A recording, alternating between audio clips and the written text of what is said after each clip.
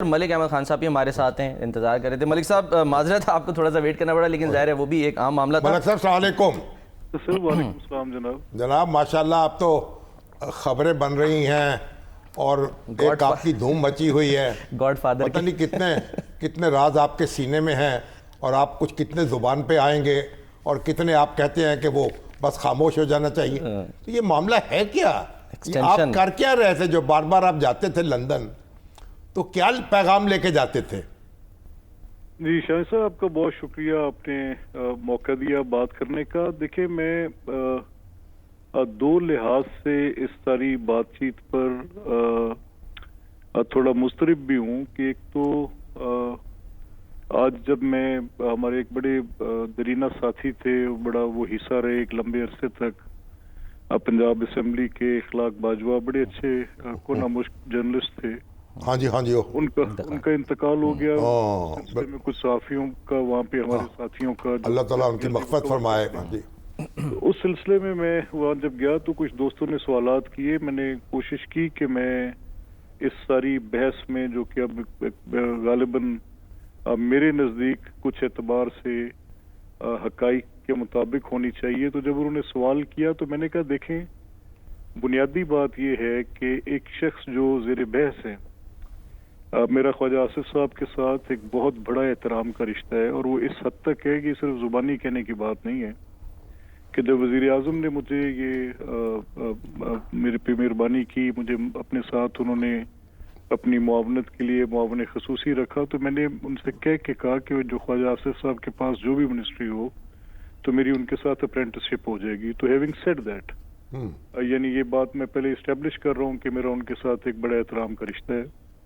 تو میں نے یہ کہا کہ دیکھیں میرے سامنے تین باتیں ہیں۔ ایک بات تو وہ ہے جو جنرل باجوہ نے، جس کا آپ نے بھی رانا صاحب کے ساتھ بھی ذکر کیا، کہ جو انہوں نے یونائٹڈ اسٹیٹس میں کہا کہ میں کوئی مزید ایکسٹینشن کی بات نہیں لوں گا، بلکہ کوٹ ان کوٹ جو بات انہوں نے میرے سے کی، میں نے کہا بڑی خبروں میں بات ہے، اور میری ان سے سیاسی بات چیت بہت کم ہوتی تھی، نہ ہونے کے برابر ہوتی تھی، تو میں نے کہا بڑی خبروں میں بات ہے۔ تو انہوں نے مجھے کہا کوٹ ان کوٹ، انہوں نے کہا کہ اولڈ سولجرز فیڈ اوے۔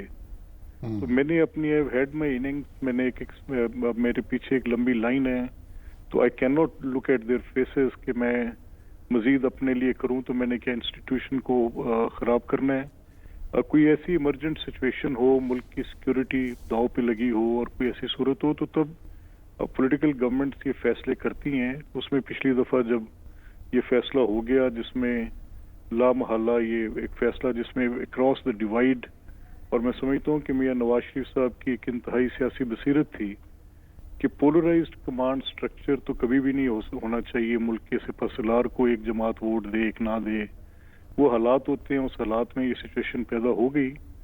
تو میں نے یہ کہا کہ وہ پھر دوسرے موقع پہ انہوں نے این ڈی یو میں یہ کہا، جس میں بہت سارے ہمارے جرنلسٹ ساتھی بھی وہاں پہ موجود تھے جو بڑے معتبر نام ہیں سارے، ان کی موجودگی میں بھی انہوں نے کہا کہ میں مزید کوئی توسیع نہیں لینا چاہتا، اور نہ ہی میرا اس طرح کا کوئی ارادہ ہے، اور نہ ہی یہ ادارہ اس کا مکمل ہو سکتا ہے۔ تو میں نے کہا ان دو پوزیشنز کے بعد اگر کوئی ایسی گوسپ تھی بھی اراؤنڈ ان دا میڈیا، یا کوئی ان کے کوئی یہ سوچتا ہوگا کہ شاید وہ اپنے لیے آپٹ کرنا چاہتے ہیں، تو وہ ڈائٹ ڈاؤن، وہ بات وہیں پر میرا خیال اس کا خاتمہ ہو جانا چاہیے تھا۔ اور پھر اس کے بعد آپ کو پتہ ہے اس وقت ملک کی صورتحال سیاسی کیا تھی، کوئی ڈھکی چھپی بات نہیں ہے۔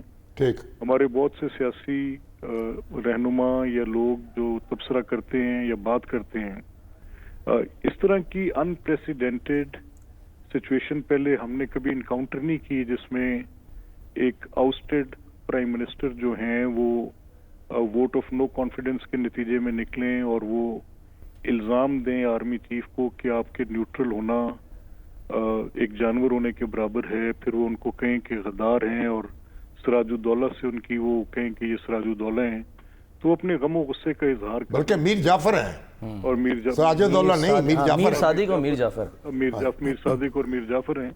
تو میں کہنا یہ چاہ رہا ہوں کہ اس طرح کی صورتحال کے ہم پہلے ایکوینٹڈ نہیں تھے، اور نہ ایسی وولٹائل پولیٹیکل سچویشن اس حد تک یہ کلیویج ڈیپنڈ ہو جائے گی اور یہ اتنی زیادہ خلیج گہری ہوگی اس کا اندازہ نہیں تھا, اور پھر یہ ایکومولیٹ ہوئی جا کے 9 مئی پہ. تو میں نے ان صحافی دوستوں سے آج کہا, میں نے کہا دیکھیں کچھ چیزوں پر احتیاط کا دامن ہاتھ سے نہیں جانا چاہیے, اور وہ یہ ہیں کہ ہمارے ملک کو درپیش چیلنجز میں سپہ سالار کا کردار بہت بڑا کردار ہے. یہ بحث لازم ہے. ابھی پچھلے دنوں میں ایک جاوید جبار صاحب کا ایک کالم میری نظر سے گزرا جو میں آپ کے بھی علم میں لانا چاہتا ہوں.